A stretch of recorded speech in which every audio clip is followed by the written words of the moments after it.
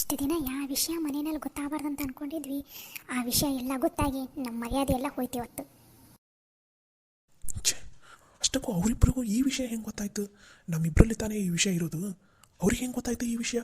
ನೀನೇನಾದರೂ ಹೇಳಿದ್ಯಾ ಜಗಳದಲ್ಲಿ, ಅಥವಾ ಮರೆತು ನೀನು ಫ್ರೆಂಡ್ ಜೊತೆ ಮಾತಾಡ್ತಾ ಇರೋದನ್ನ ಅವ್ರು ಏನಾದರೂ ಕೇಳಿಸ್ಕೊಂಡ್ರ? ರೀ, ನನಗೇನು ತಲೆ ಕೆಟ್ಟಿದ್ದೀನ ಅವ್ರ ಮುಂದೆ ಹೋಗಿ ಹೇಳೋದಕ್ಕೆ? ಏನು ರೀ ನೀವು, ನನ್ನ ಹಳ್ಳ ನಾನೇ ತೊಡ್ಕೋತೀನಿ, ನಾನು ಏನಂತ ಯೋಚನೆ ಮಾಡ್ತೀರಿ?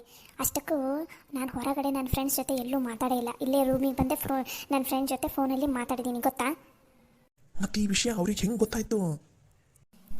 ನನಗೂ ಅದೇ ಗೊತ್ತಾಗ್ತಿಲ್ಲ ರೀ, ಹೆಂಗೆ ಈ ವಿಷಯ ಅವ್ರಿಗೆ ಗೊತ್ತಾಯಿತು ಅಂತಲೇ ನನಗಂತೂ ತಿಳಿತಾನೆ ಇಲ್ಲ. ಎಲ್ಲ ನಿಮ್ಮಿಂದಾನೇ. ಸುಮ್ಮನೆ ಬಾಯಿ ಮುಚ್ಕೊಂಡು ತೆಪ್ಪಗೆ ಮನೆಯಲ್ಲಿ ಒಳಗಡೆ ರೂಮಲ್ಲಿ ಇದ್ದಿದ್ದರೆ ಇಷ್ಟೆಲ್ಲ ಆಗ್ತಿತ್ತಾ? ಹೇಳ್ತಾ ಇದ್ದೀನಿ ನಾನು ರೀ, ಹೋಗ್ಬೇಡ್ರಿ, ಬರ್ರಿ ಮೊದಲೇ ಇವಾಗ ನಮ್ಮ ಟೈಮ್ ಸರಿ ಇಲ್ಲ, ಬರ್ರಿ ಅಂತ ಇಷ್ಟು ಹೇಳಿದ್ರು ನನ್ನ ಮಾತು ಕೇಳದೆ ಹಂಗೆ ಹೋದ್ರಿ ನೀವು. ಈಗ ನೋಡ್ರಿ, ಮರ್ಯಾದೆ ಹೋಗೋದಲ್ದ ಚೆಂಡ ಬಗ್ಸ್ಕೊಂಡು ಬಾಯಿ ಮುಚ್ಕೊಂಡು ಅವ್ರು ಅಂದಿದ್ದೆಲ್ಲ ಅನ್ಸ್ಕೊಂಡು ಬರೋಂಗಾಯ್ತು. ನನಗೇನು ಕನಸು ಬಿದ್ದಿತ್ತು ಅವ್ರಿಗೆ ಎಲ್ಲ ವಿಷಯ ಗೊತ್ತು, ನಾ ಹೋಗೋಷ್ಟಿಗೆ ಅವ್ರು ಎಲ್ಲ ವಿಷಯನ ಹೇಳಿಬಿಡ್ತಾರೆ ಅಂತ. ಅವ್ರಿಗೆ ಗೊತ್ತಂತ ನನಗೆ ಗೊತ್ತಿದ್ದಿದ್ರೆ ನಾನು ಹೊರಗಡೆನೇ ಹೋಗ್ತಾ ಇಲ್ಲ ಆಗಿದ್ದೆ. ಹೆಂಗೆ ಗೊತ್ತಾಯ್ತು ಅವ್ರಿಗೆ ಈ ವಿಷಯ? ಅದೇ ನನಗೆ ಗೊತ್ತಾಗ್ತಾಯಿಲ್ಲ. ಅವ್ರಿಗೆ ಹೆಂಗಾದರೂ ಯಾಕಂದ್ರೆ ಇಲ್ಲಿ ಇವಾಗ ಮನೆಯಲ್ಲಿರೋ ಎಲ್ರಿಗೂ ಗೊತ್ತಾಯಿತು, ನನ್ನ ಮರ್ಯಾದೆ ಎಲ್ಲ ಹೋಯ್ತು ಇವಾಗ. ನಿಮ್ದಷ್ಟೆಲ್ಲ ಮರ್ಯಾದೆ ಹೋಗಿರೋದು, ನಂದು ಕೂಡ ಮರ್ಯಾದೆ ಹೋಯಿತು. ಇಷ್ಟು ದಿನ ನನ್ನ ಗಂಡ ಗೌರ್ಮೆಂಟ್ ಆಫೀಸರ್ ಅಂತ ಕೊಚ್ಚಗೊಂಡು ಅಡ್ಡಾಡ್ತಿದ್ದೆ. ಇವಾಗ ಅವ್ರ ಮುಂದೆ ತಲೆ ಎತ್ತಲಾರ್ದಂಗೆ ಮಾಡಿದ್ರಿ ನೀವು. ಎಷ್ಟು ಹೇಳ್ತೀನಿ ನಾನು ರೀ, ಮೊದಲ ನಮ್ಮ ಟೈಮ್ ಸರಿ ಇಲ್ಲ, ಪೇಷನ್ಸ್ ತೊಗೋರಿ, ಸುಮ್ಮನಿರಿ ಅಂತ ಹೇಳ್ತಾ ಇದ್ದೀನಿ. ಕಿವಿನಲ್ಲಿ ಇಯರ್ಫೋನ್ ಹಾಕ್ಕೊಂಡು ಸುಮ್ಮನೆ ಮಕ್ಕೊಂಡಿದ್ದೆ ಆಗ್ತಿತ್ತು ತಾನೇ. ದೊಡ್ಡದಾಗಿ ಹೋಗಿದ್ದಾರೆ ಹೊರಗಡೆ ಮಾತಾಡೋದಕ್ಕೆ, ಅವರಿಗೂ ಅಷ್ಟೇ ಸಾಕಾಗಿರತ್ತಾ? ಇರೋ ವಿಷಯನೆಲ್ಲ ಹೇಳ್ಬಿಟ್ರಿ ಎಲ್ಲರ ಮುಂದೆ. ಕವಿತಾ, ಮೊದಲೇ ನಾನಿಲ್ಲಿ ಕೆಲಸ ಇಲ್ಲದೆ ಟೆನ್ಷನಲ್ಲಿ ಕೂತ್ಕೊಂಡಿದ್ದೀನಿ, ಆದರೆ ಅವ್ರು ನೋಡಿದರೆ ಆರಾಮಾಗಿ ಮಸ್ತ್ ದುಡಿತಾ ಇದ್ದಾರೆ. ಎಲ್ಲರೂ ಬಂದು ಅವ್ರನ್ನ ಹೊಗಳೋದೆ. ನನಗೆ ಸಿಟ್ಟು ಬರೋದಿಲ್ಲ. ಮತ್ತು ಅದಕ್ಕೆ ಸರಿಯಾಗಿ ಹೋಗಿ ಜಾಡ್ಸ್ ಬರೋಣ ಅಂತ ಹೋಗಿದ್ದು. ಹಂಗೆ ಆದಷ್ಟು ಅವ್ರು ಮನೆಯಲ್ಲಿ ಹೊಲಿಯೋದನ್ನು ಬಿಡಿಸೋಣ ಅಂತಲೇ ಹೋಗಿದ್ದೆ. ಆದರೆ ಎಲ್ಲ ಉಲ್ಟಾ ಆಗೋಯ್ತು. ನಾನು ಗೆಲ್ತೀನೋ ಬಿಡ್ತೀನೋ ನನಗೆ ಗೊತ್ತಿಲ್ಲ, ಆದರೆ ನನ್ನ ಶತ್ರುಗಳು ಮಾತ್ರ ಯಾವುದೇ ಕಾರಣಕ್ಕೂ ಗೆಲ್ಲಬಾರ್ದು. ಅದು ನನ್ನ ಮೆಂಟಾಲಿಟಿ. ಅದಕ್ಕೆ ಹೇಗಾದರೂ ಮಾಡಿ ಅವರು ಬಟ್ಟೆ ಹೊಲಿಯೋದನ್ನು ಬಿಡಿಸಿದ್ರಾಯ್ತು ಅಂತ ನಾನು ಇಷ್ಟೆಲ್ಲ ಟ್ರೈ ಮಾಡೋದಕ್ಕೆ ಹೋಗಿದ್ದು. ಆದರೆ ವಾಪಸ್ ನನಗೆ ತಿರುಗಿ ಮುಳ್ಳಾಯಿತು ಅದು. ಏನೋ ಒಂದು ಮಾಡೋಕ್ಕೆ ಹೋಗ್ತೀರಾ, ಅದು ಇನ್ನೇನು ಎಡವಟ್ಟಾಗಿ ವಾಪಸ್ ನಮ್ಮ ಕುತ್ತಿಗೆಗೆ ಬಂದು ಬೀಳುತ್ತದೆ ಅಷ್ಟೇ. ಕವಿತಾ, ನಾನೇನು ಬೇಕಂತ ಮಾಡಿದ್ದೀನ? ನೀ ಹೇಳೋದು ನೋಡಿದರೆ ನಾನೇ ಬೇಕಂತ ಹೋಗಿ ಈ ನನ್ನ ಹಳ್ಳ ನಾನೇ ತೊಡ್ಕೊಂಡಿದ್ದೀನಿ ಅನ್ನಂಗೆ ಮಾತಾಡ್ತಾ ಇದೀಯ ನೀನು. ಇದು ಹಾಗೆ ಇದ್ದಿದ್ದು, ನಿಮ್ಮ ಹಳ್ಳನ ನೀವೇ ತೊಡ್ಕೊಂಡಂಗೆ ಆಗಿತ್ತು. ಇವಾಗ ಮತ್ತೇನು, ಮತ್ತೆ ಬಿಡಿಸಿ ಬೇರೆ ಹೇಳ ಅದನ್ನು? ಅವ್ವ, ಏನ್ಲೋ ಇದು, ಏನು? ಇಷ್ಟು ದಿನ ನಿನಗೆ ಕಷ್ಟಪಟ್ಟು ಓದಿಸಿ ನೀನು ನೌಕರಿ ತೊಗೊಳಂಗೆ ಮಾಡಿ ನಿನ್ನ ಕಾಲ ಮೇಲೆ ನೀನು ನಿಂತ್ಕೊಳ್ಳೋಂಗೆ ಮಾಡಿದ್ರೆ ಏನ್ಲೋ ಇದು? ನಿನ್ನ ಕಾಲ ಮೇಲೆ ನೀನು ಚಪ್ಪಡಿ ಕಲ್ಲಿ ಏರ್ಕೊಂಡಿಯಲ್ಲ, ಏನು ಆಗೈತಿ ನಿನಗೆ? ಅತ್ತೆ, ಲಂಚ ತೊಗೊಳಕ್ಕೆ ಹೋಗಿ ಸಿಕ್ಕಾಕೊಂಡು ಬಿದ್ದು ಕೆಲಸ ಕಳ್ಕೊಂಡಾರ. ಲೋ, ನಿನಗೆ ಎದಕ್ಲೋ ಬೇಕಿತ್ತು ಈ ಲಂಚದ ಸವಾಸ? ತೆಪ್ಪಗೆ ಬಾಯಿ ಮುಚ್ಚಿಕೊಂಡು ನೀನು ಕೊಡೋ ಸಂಬಳಕ್ಕೆ ಕೆಲಸ ಮಾಡಿದಿದ್ರೆ ತಣ್ಣಗಿರ್ತಿದ್ದಿಲ್ಲ. ಅದಕ್ಕೆ ಹೇಳೋದು, ಒಂದು ಸಮನ ಗುಡ್ಡ ಏರಕ್ಕೆ ಹೋಗಬಾರ್ದು ಅಂತಂದು. ಯಾವತ್ತು ಒಂದೊಂದು ಮೆಟ್ಲ ಹತ್ಕೊಂತ ಮೇಲೆ ಇರಬೇಕು. ನಿನ್ನಂಗೆ ಒಮ್ಮೆಗೆ ಗುಡ್ಡ ಏರಕ್ಕೆ ಹೋದ್ರೆ ಹಿಂಗೆ ಪಾತಾಳಕ್ಕೆ ಬಂದು ಬಿಡೋದಾಗತ್ತೆ. ಅಲ್ಲ ಕವಿತಾ, ಅವಂದು ನೌಕರಿಗೆ ಹೋಗಿರೋ ಕೆಲಸ ನಿನಗೆ ಯಾವಾಗ ಗೊತ್ತಾಗೈತಿ? ಅದು ಅತ್ತೆ, ಅವತ್ತೇನು ಮುಖ ಡಲ್ಲೆ ಮಾಡ್ಕೊಂಡು ಬಂದ್ರಲ್ಲ ಮನೆಗೆ ಲಘುನ, ಹಬ್ಬದ ದಿನಾನ ಯಾವತ್ತ ನೋಡ್ರಿ ಅದು ಲಘುನ ಮನೆಗೆ ಬಂದ್ರಲ್ಲ, ಅವತ್ತೇ ಇವರಿಗೆ ಕೆಲಸ ಹೋಗಿತ್ತು.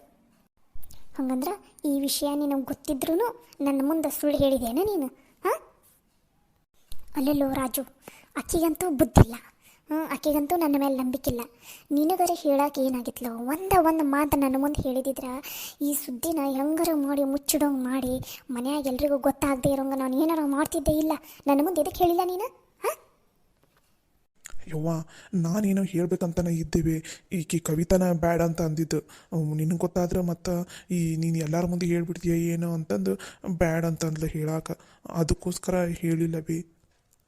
ಏ ಕವಿತಾ, ನನ್ನ ಮಗನ ಮರ್ಯಾದೆನ ನಾನು ಎಲ್ಲರ ಮುಂದೆ ಹೊರಜಾಗ್ತೀನಿ. ನಾನು ಏನಂತ ಯೋಚನೆ ಮಾಡ್ತೀಯ ನೀನು? ನಿನ್ನೆ ಮೊನ್ನೆ ಬಂದಕ್ಕೆ ನಮ್ಮ ರಾಜನ ಹೆಂಡತಿ, ನಾನು ಅವನ ತಾಯಿ ಇದ್ದೀನಿ, ಅವನು ಹುಟ್ಟಿದಾಗಿಂದನೂ ನಾನು ನೋಡ್ಕೊತ ಬಂದೀನಿ. ಅಂಥದ್ದು ನನ್ನ ಮಗನ ಮರ್ಯಾದೆನ ನಾನು ಎಲ್ಲರ ಮುಂದೆ ತೆಗಿತೀನಿ. ನಾನು ಏನಂತ ಮಾತಾಡ್ತೀಯ ನೀನು?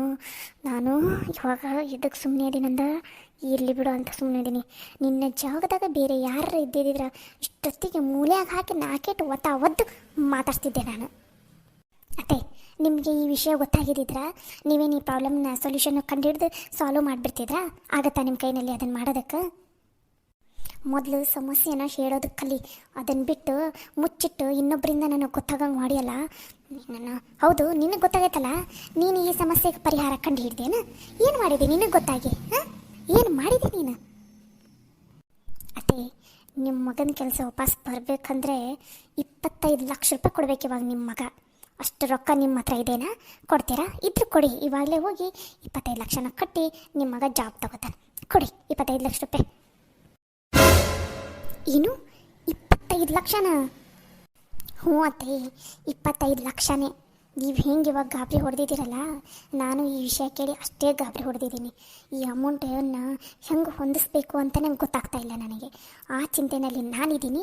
ನಿಮ್ಮ ಮಗ ನೋಡಿದರೆ ಹೊರಗಡೆ ಹೋಗಿ ಜಗಳ ತಗೊಂಡು ಅವ್ರ ಮರ್ಯಾದೆನ ಅವರು ತಗೊಂಡು ಬಂದು ನಿಂತಾರೆ ಇಲ್ಲಿ ಹೋಗಿರೋದು ಬರೀ ನಿಮ್ಮಿಬ್ಬರು ಮರ್ಯಾದೆ ಅಷ್ಟೇ ಅಲ್ಲ, ನನ್ನ ಮರ್ಯಾದೆನೂ ಹೋಗಿದೆ ಇಲ್ಲಿ. ಅಲ್ಲಲ್ಲೂ ಆ 25 ಲಕ್ಷ ರೂಪಾಯಿ ಎದಕ್ಕೆ ತೊಗೊಳಕ್ಕೆ ಹೋಗಿದ್ದಿಲ್ಲೋ ಲಂಚ? ನಿನಗೇನು ಈಗ ಅರ್ಧ ಆಗೈತೆ ಅಂತಂದು 25 ಲಕ್ಷ ತೊಗೊಳಕ್ಕೆ ಹೋಗಿದ್ದಿ? ಹೇಳು, ಎದಕ್ಕೆ ತೊಗೊಳಕ್ಕೆ ಹೋಗಿದ್ದಿ ಅಷ್ಟೊಂದು ಲಂಚನ? ಕವಿತಾ, ಒಂದು ಗ್ಲಾಸ್ ನೀರು ತೊಗೊಂಡು ಬರ್ತೀಯಾ ಪ್ಲೀಸ್? ಸರಿ. ಹೇಳಲು ಎದಕ್ಕೆ ಅಷ್ಟೊಂದು ಲಂಚ ತೊಗೊಳಕ್ಕೆ ಹೋಗಿದ್ದಿ ನೀನು? ಯವ್ವ, ನಾನೇನಾದರೂ ಈ 25 ಲಕ್ಷ ರೂಪಾಯಿ ಸಾಲ ಲಂಚ ತೊಗೊಂಡಿದ್ರೆ ಇನ್ನೂ ಸ್ವಲ್ಪ ದಿನದಲ್ಲಿ ಇನ್ನೊಂದು 25 ಲಕ್ಷ ಬರ್ತಿತ್ತು. ನನ್ನ ಹತ್ರ ಹಿಂಗೆ ಮಾಡಿ ಟೋಟಲು 50ರಿಂದ 80 ಲಕ್ಷ ರೂಪಾಯಿ ಹಾಕಿತ್ತು. ಹಾಗೆ ಅಮೌಂಟನ್ನು ಜೋಡಿಸಿ ಈ ಮನೆ ಬಿಡಿಸಿ ಇಲ್ಲೊಂದು ದೊಡ್ಡ ಬಂಗ್ಲೆ ಕಟ್ಟೋಣ, ಈ ಊರಾಗ ಯಾರ್ದು ಇರಬಾರ್ದು ಅಂತ ಬಂಗ್ಲೆ ಕಟ್ಟಿ ಈ ಮನ್ಯಾಗ ನಿನ್ನನ್ನು, ಅಪ್ಪನ್ನ, ಹಂಗೆ ಕವಿತನ್ನ, ಅಮ್ಮನ್ನ ಚಂದನ ತಂದು ನೋಡ್ಕೊಳ್ಳೋಣ ಅಂತಂದು ನಾನು ಎಷ್ಟೆಲ್ಲ ಪ್ರಯತ್ನ ಪಟ್ಟಿದ್ದೆ ಗೊತ್ತೇನು? ನಿನಗೆ ಸರ್ಪ್ರೈಸ್ ಆಗಲಿ, ನಿನಗೆ ಬಂಗಾರದ ನೆಕ್ಲೆಸ್ ತಂದು ಕೊಟ್ಟು, ಆಮೇಲೆ ಮನಿ ಓಪ್ನಿಂಗನ್ನು ಜೂಮ್ ಅಂತ ಮಾಡಿ, ಅದ್ರಾಗ ನಿನಗೂ ಎಲ್ಲರಿಗೂ ಸೀರೆ ತೊಗೊಂಬಂದು ನಿನ್ನನ್ನು ಚಂದನ ತಂದು ನೋಡ್ಕೋಬೇಕು.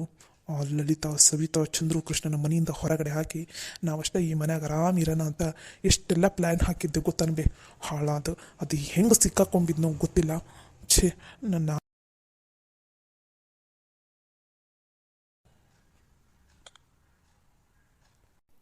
ಏನು ಹೇಳಾಕೊಂತಿಲ್ಲೋ ನೀನು? ಹ್ಞೂ ಬಿ, ಬರೀ ಈ ಸಂಬಳನ ನೆಚ್ಕೊಂಡು ಕೂತ್ಕೊಂಡ್ರೆ ನಾವು ಅಂದ್ಕೊಂಡಿರೋ ಹಂಗೆ ಮನೆ ಕಟ್ಟೋಕ್ಕಾಗೋದಿಲ್ಲ. ನಿನ್ನ ಕನಸು ಹೆಂಗೈತಲ್ಲ, ದೊಡ್ಡದು ಮನೆ ಕಟ್ಟೋದು, ಎಲ್ರಿಗೂ ನಿನಗೊಂದು ಕೋಣೆ, ನಮಗೊಂದು ಕೋಣೆಗೆ AC, ಆಮೇಲೆ ಮನೆಯಲ್ಲಿನ ಸ್ವಿಮ್ಮಿಂಗ್ ಪೂಲು, ಆಮೇಲೆ ನಿನಗೆ ರೇಷ್ಮೆ ಸೀರೆ, ಗ್ರ್ಯಾಂಡಾಗಿ ಮನೆ ಓಪ್ನಿಂಗು, ಇದನ್ನೆಲ್ಲ ಮಾಡ್ಬೇಕಂತನ ನಾನು ಈ ಲಂಚ ತೊಗೊಳೋದಕ್ಕೆ ಒಪ್ಕೊಂಡಿದ್ದು ಗೊತ್ತಾ? ಅಷ್ಟರಲ್ಲಿ ಎಲ್ಲ ಹಾಳಾಗೋತು ಬಿ. ಇನ್ನೂ ಒಂದು 6 ತಿಂಗಳು ಬಿ. ಇನ್ನು 6 ತಿಂಗಳಲ್ಲಿ ಮನೆ ಬೀಳಿಸಿ ದೊಡ್ಡ ಬಂಗ್ಲೆನ ಕಟ್ಟೋನಿದ್ದೆ ಗೊತ್ತನ್ ಬಿ ನಾನು. ಛೇ, ಎಲ್ಲ ಹಾಳಾಗೋತು ಇವಾಗ. ಛೇ, ಅಲ್ಲಲ್ಲೋ, ಲಂಚ ಇಸ್ಕೊಳೋ ಮುಂದೆ ಒಂದು ಸ್ವಲ್ಪ ನೋಡಿ ಮಾಡಿ ಹಿಂದೆ ಮುಂದೆ ಯಾರದಾರ ಯಾರು ಬಿಟ್ಟಾರ ಅಂತಂದು ನೋಡಕ್ಕೆ ಬರಲ್ಲನ. ಹಂಗೆ ಕೊಟ್ಟ ತಕ್ಷಣ ಹಂಗೆ ಗಬಗ್ಗ ನಂಗೆ ಇಸ್ಕೊಂಡ್ಬಿಡೋದನ, ಅದಕ್ಕೆ ಸಿಕ್ಕಾಕೊಂಡ್ಬಿದ್ದಿ ಅನಿಸ್ತೈತೆ ನೀನು. ಇಲ್ಲ ಬೇ, ಪ್ರತಿ ಸಲ ಎಷ್ಟು ಎಚ್ಚರಿಕೆಯಿಂದ ಇರ್ತಿದ್ದೆ ಗೊತ್ತಾ? ಈ ಸಲ ಅದು ಹೆಂಗೆ ತಗ್ಲಾಕೊಂಡು ಏನು, ಛೇ, ನಂಗಂತೂ ಗೊತ್ತಾಗ್ತಾನೇ ಇಲ್ಲ. ಅಲ್ಲಲ್ಲೋ, ಈಗ ಹೆಂಗೋ ಒಂದು 25 ಲಕ್ಷನ ಹೊಂದಿಸಿ ಕಟ್ಟಿದಿ ಅಂತನ ತಿಳ್ಕೊ. ಉಪವಾಸ 25 ಲಕ್ಷ ಸಾಲನ ತೀರ್ಸೋದು ಎಷ್ಟು ಕಷ್ಟ ಅಂತ ಗೊತ್ತೈತನ ನಿನಗೆ? ಅಯ್ಯೋ ಯವ್ವ, ನಾನು ಇನ್ನೊಂದು ಫೈಲ್ ಸೈನ್ ಮಾಡೋದೈತಿ ಆಫೀಸಲ್ಲಿ. ಆ ಫೈಲಿಗೆ ನಾನೇನಾರು ಸೈನ್ ಹಾಕಿದೆ ಅಂದರೆ ನನಗೆ 28ರಿಂದ 30 ಲಕ್ಷ ರೂಪಾಯಿ ಬರೋದೈತಿ ಗೊತ್ತಾ? ಆ ಸೈನ್ ಹಾಕಿ ಫೈಲನ್ನು ನಾನು ಮೂವ್ ಮಾಡಿಬಿಟ್ಟೆ ಅಂದ್ರೆ ಸಾಕು ಬಿ, 30 ಲಕ್ಷ ರೂಪಾಯಿ, 28ರಿಂದ 30 ಲಕ್ಷ ರೂಪಾಯಿ ನನ್ನ ಅಕೌಂಟಿಗೆ ಬಂದು ಬೀಳ್ತೈತಿ. ನನ್ನ ಅಕೌಂಟಿಗೆಲ್ಲ ಕ್ಯಾಶ್ ತಂದು ಕೊಡ್ತಾರೆ ಗೊತ್ತಾ?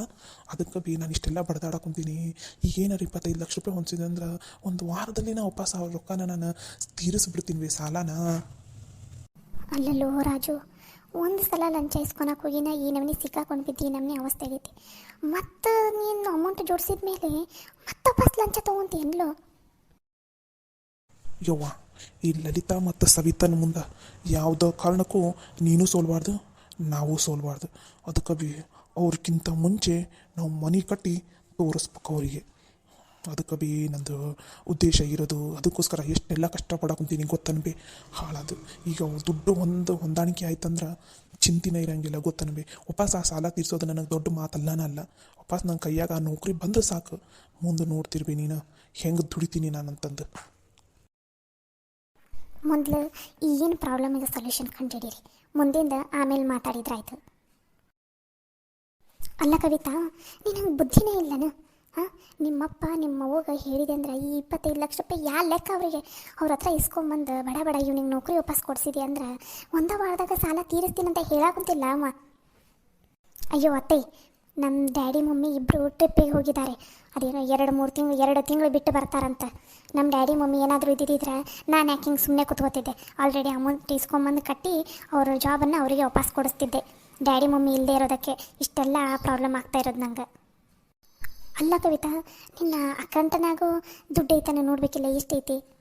ಅಯ್ಯೋ ಅತ್ತೆ, ನನ್ನ ಅಕೌಂಟಲ್ಲೂ 25 ಲಕ್ಷ ಅಷ್ಟು ಅಮೌಂಟ್ ಇಲ್ಲ. ಏನೋ ಒಂದು 5 ಲಕ್ಷ ಅಷ್ಟು ಇರ್ಬೋದು ಅಷ್ಟೇ. ಅದನ್ನು ಬಿಟ್ಟರೆ ಇನ್ನೂ ಉಳಿದಿದ್ದ ಅಮೌಂಟ್ ಎಲ್ಲ ಹೆಂಗೆ ಜೋಡಿಸೋದು?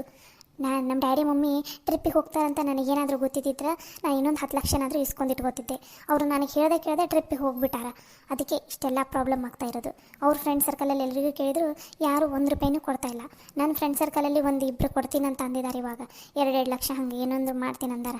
ಇನ್ನೂ ಉಳಿದಿದ್ದ ಅಮೌಂಟನ್ನು ಹೆಂಗೆ ಜೋಡಿಸೋದು ಅಂತಲೇ ಗೊತ್ತಾಗ್ತಾ ಇಲ್ಲ. ನಾನು ಎಲ್ಲ ಥರ ಪ್ರಯತ್ನ ಪಡ್ತಾ ಇದ್ದೀನಿ ಅತ್ತೆ, ಆದರೆ ಅಮೌಂಟ್ ಮಾತ್ರ ಸಿಗ್ತಾನೇ ಇಲ್ಲ, ಅಡ್ಜಸ್ಟ್ ಆಗ್ತಾನೇ ಇಲ್ಲ. ಏನು ಮಾಡಲಿ ಅಂತ ನನಗೆ ಗೊತ್ತಾಗ್ತಾನೇ ಇಲ್ಲ. ನೀವು ಬಂದು ಮತ್ತೆ ನನಗೆ ಕೇಳ್ತೀರಾ? ಏನು ತಪ್ಪು ತಿಳ್ಕೊಬೇಡವ ಕವಿತಾ, ಏನು ಮಾಡೋದವ?